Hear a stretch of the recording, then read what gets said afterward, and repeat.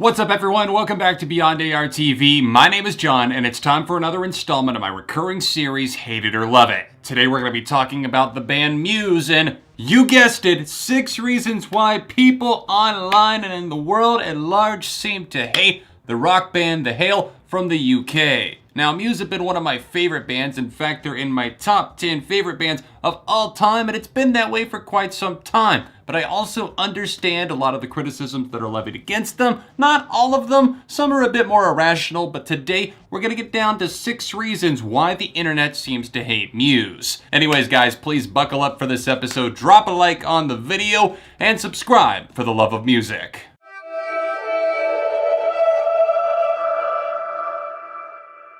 Reason number 1 that people seem to undermine Muse's contributions to music is a rather annoying one, I suppose, if you're a hardcore Muse fan. It's that their output is steadily declining in quality. Now, I wouldn't entirely agree with this, although the last few albums that they've offered us have been a bit spotty. I think that they're for definitely different fans of different styles. But a lot of people will argue, and what I've found online is that most feel that they've been declining since 2006's album Black Holes and Revelations. I'll admit that that was an incredibly high peak. In fact, their early days, pretty much untouchable. They went on a huge run, from Origin of Symmetry to Absolution to Black Holes. Those are 3 of my favorite records probably of all time from any band, and I can understand why people have a hard time getting past that, but I do feel that they've had some nice stuff in their discography since then. The Second Law was a huge record that switched things up, incorporated elements of electronica, dubstep, and even symphonic music to a big success. There were also other records in there like Drones, which went for huge, over-the-top themes, but quite often kind of nailed the landing, and then Simulation Theory, that was for fans of different styles, definitely some more pop-oriented stuff. But to say they've gone entirely downhill, I'm not certain that that's fair, but I can definitely understand the point.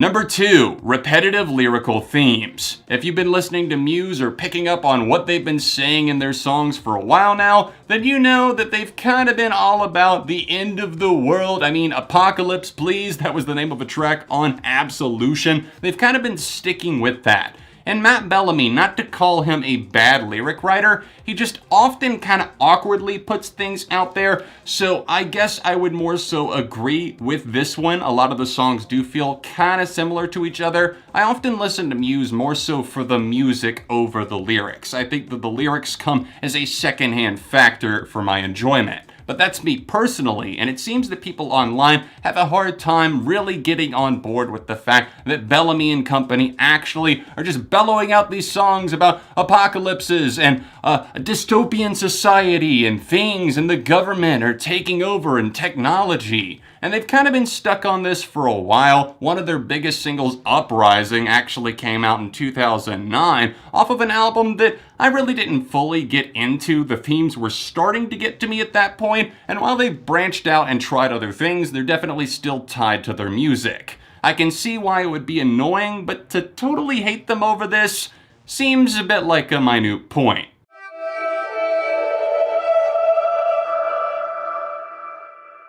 Reason number 3 why the internet hates Muse. It's because they've apparently left the genre of rock behind. Now, even as someone personally who did not enjoy Simulation Theory, I don't feel that they've totally abandoned things. I feel that they're kind of similar to Linkin Park in the sense that they switch things up from album to album, and they can go from being a little bit softer and exercising that to going kind of heavy again. And that's what they did, moving from The Second Law into Drones back into Simulation Theory, which was a more expansive and immersive experience, for lack of a better term. I didn't fully connect with it, but I don't feel that Muse are entirely leaving the genre of rock behind. There were some songs on there like Algorithm that went for more of a synth rocky type thing, and even other tracks like which did kind of rock out, and they really saw them using the guitars a lot more. Do I miss the solos? Absolutely, as I'm sure so many other people do. I wish that more striking guitars were more prominent in the mix more often, but then again, it was one album, and we'll just have to see what's coming next.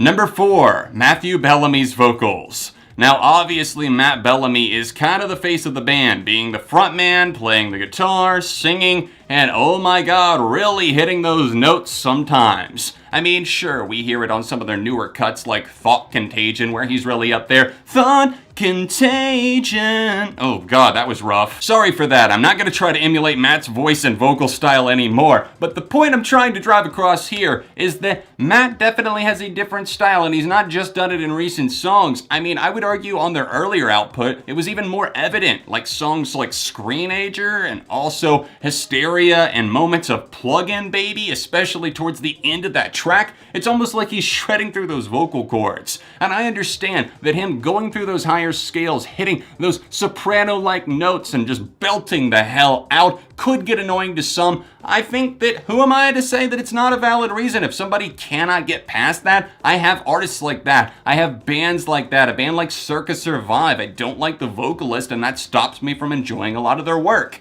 I think that it's a perfectly valid criticism, and even though it's not true for me, it could totally be true for a lot of other people.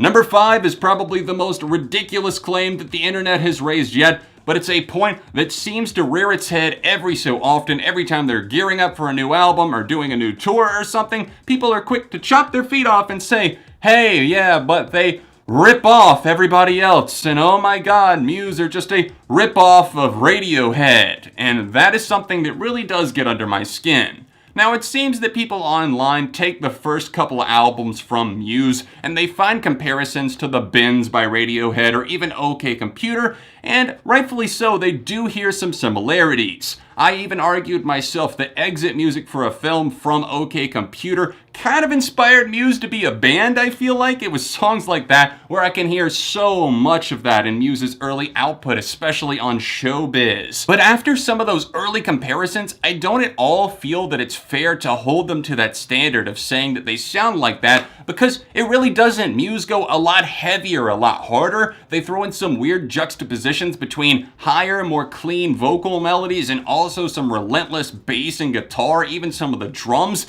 They go a lot harder than Radiohead in pretty much every aspect, but also lyrically, I would say that there's not a ton in common outside of maybe a few songs. Now, unfortunately, it doesn't just end at them being drawn to Radiohead. There's other bands that people like to say that they ripped off, which is often ironic considering some of the bands actually made their debut after Muse got their start. So maybe it was the other band that actually got influenced by Muse. Influences happen, that's what makes the musical world go round, and it's all about how you hone them and make them work for your music. And I do feel that Muse truly created their own identity in the early 2000s.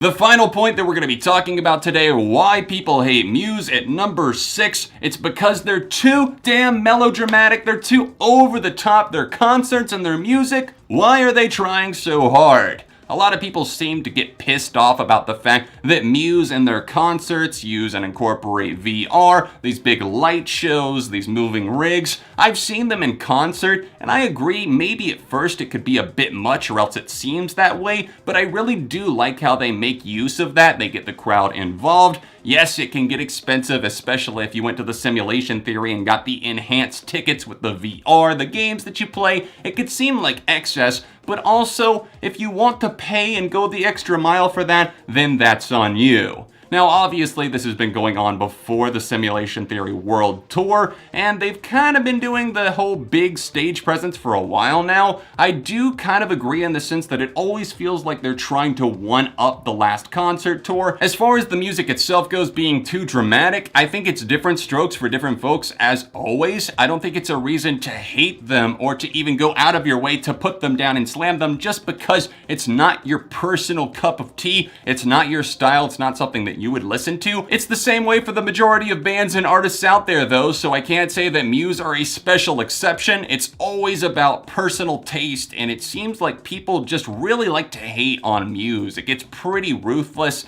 and even though I didn't like their last album, it doesn't mean that I dislike the band. And to go after them at their core when I feel that they really are extremely talented musicians, it just feels a bit like a baseless attack. Anyways, guys, these were 6 reasons why people online and in the real world seem to hate Muse. What do you think? Let me know in the comments section down below. Are there some valid points here? Do you agree with any of my counterpoints? Let me know in the comments section. In addition to, feel free, let me know other bands or artists that you'd like to see on this series. Please drop a like on the video and subscribe for the love of music. If you would like to support the channel on Patreon, it would be greatly appreciated. It's the top link down below, or else the annotation over in the corner of the screen. We are having a lot of copyright issues on the channel right now, so all of your support definitely means a lot to me. If you would like to see another Muse-related video, then tap here, or the last episode of this series right over here. Socials in the description, and I'll see you soon for more on Beyond AR TV.